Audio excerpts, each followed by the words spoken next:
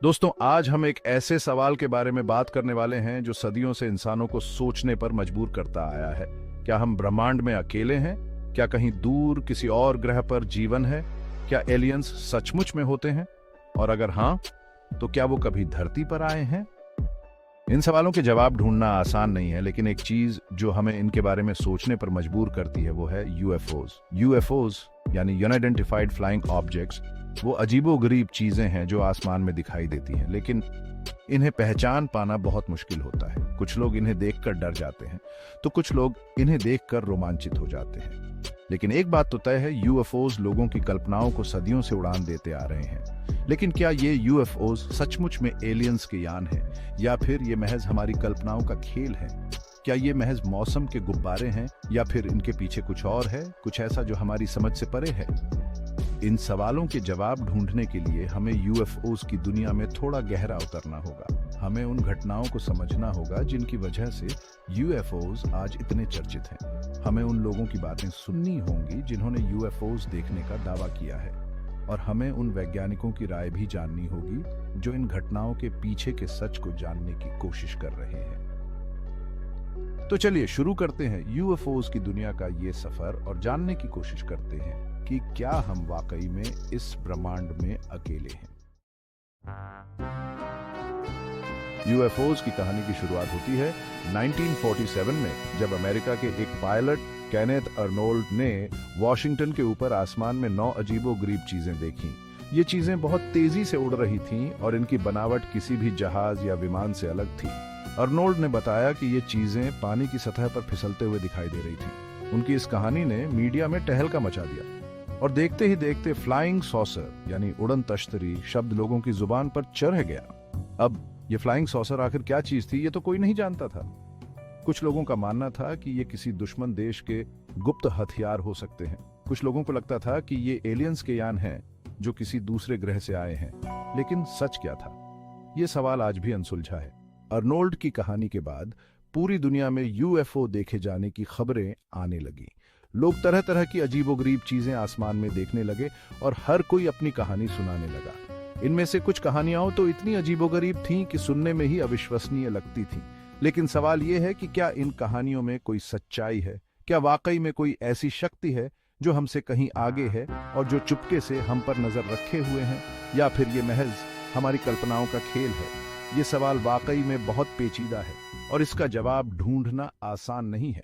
लेकिन इस सवाल का जवाब ढूंढने के लिए हमें उन सारी घटनाओं को समझना होगा जो यूएफओज के इतिहास में दर्ज हैं। हमें उन लोगों की बातें सुननी होंगी जिन्होंने यूएफओ देखने का दावा किया है। हमें उन वैज्ञानिकों की राय जाननी होगी जो इन घटनाओं के पीछे के सच को जानने की कोशिश कर रहे हैं।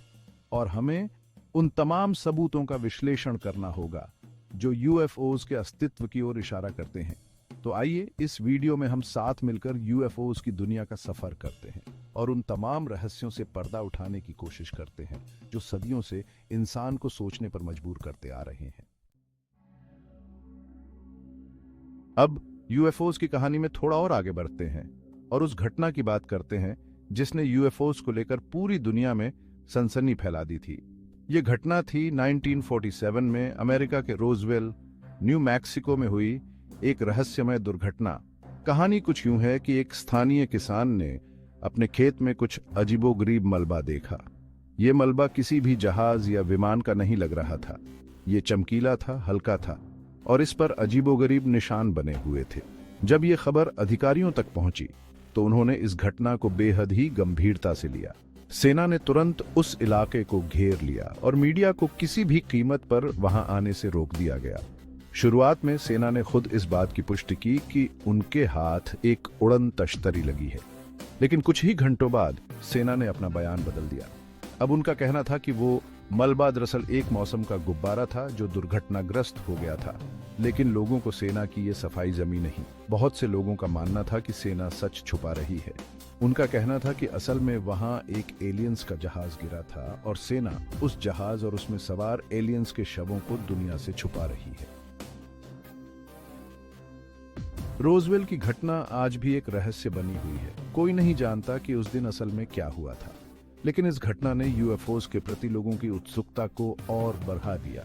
रोजवेल की घटना के बाद से दुनिया भर में यूएफओ देखे जाने की घटनाओं में तेजी से इजाफा हुआ। लोग तरह तरह की अजीबोगरीब चीजें आसमान में देखने लगे और हर कोई अपनी कहानी सुनाने लगा। इनमें से कुछ कहानियां तो इतनी अजीबोगरीब थीं कि सुनने में ही अविश्वसनीय लगती थी।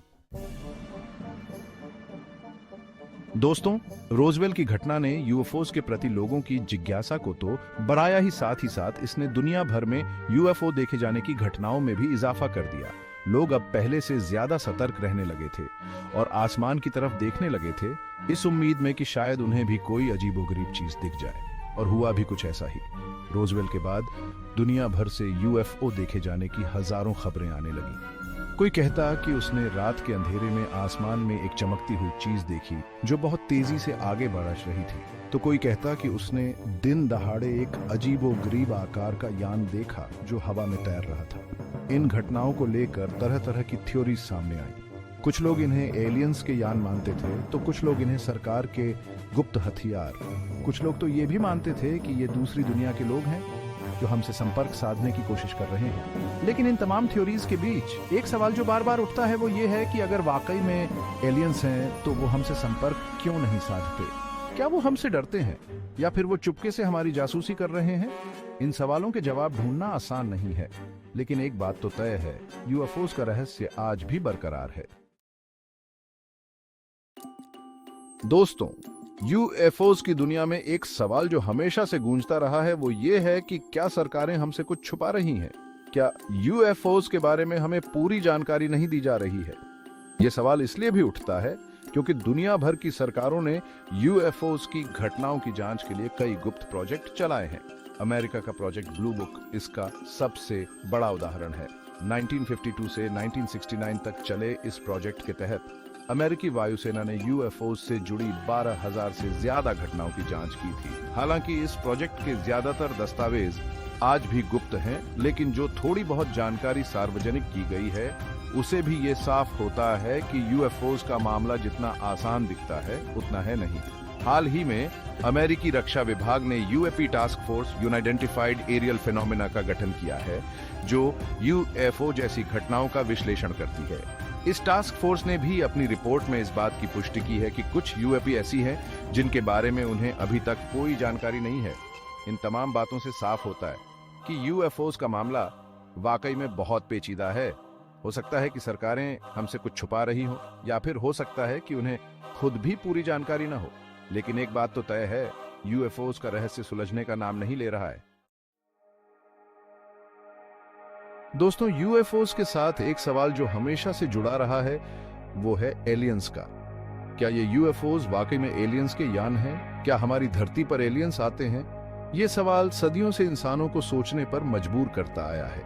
यूएफओ देखे जाने की जितनी भी घटनाएं सामने आई हैं, उनमें से ज्यादातर में लोगों ने यह दावा किया है कि उन्होंने जो देखा वो कोई साधारण विमान या हेलीकॉप्टर नहीं था।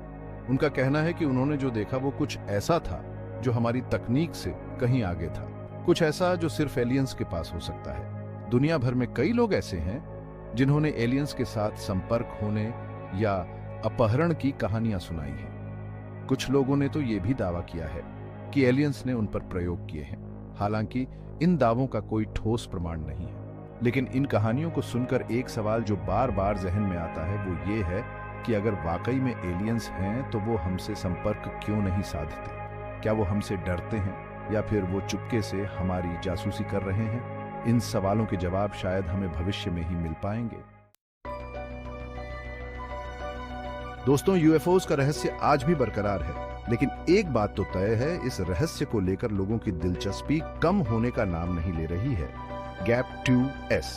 आज के आधुनिक युग में जहां विज्ञान और तकनीक का बोलबाला है, यूएफओस और यूएपी अनआइडेंटिफाइड एरियल फिनोमेना पर रिसर्च पहले से कहीं ज्यादा हो रही है। स्पेस एक्स, नासा और अन्य स्पेस एजेंसियां भी अन्य ग्रहों पर जीवन की खोज कर रही हैं। ऐसे में ये कहना गलत नहीं होगा कि आने वाले समय में हमें यूएफओस के बारे में और भी चौंकाने वाली जानकारियां मिल सकती हैं। हो सकता है कि भविष्य में हम एलियन से भी रूबरू हो जाएं, लेकिन फिलहाल हमें इंतजार करना होगा और देखना होगा कि यूएफओस का रहस्य कब और कैसे सुलझता है।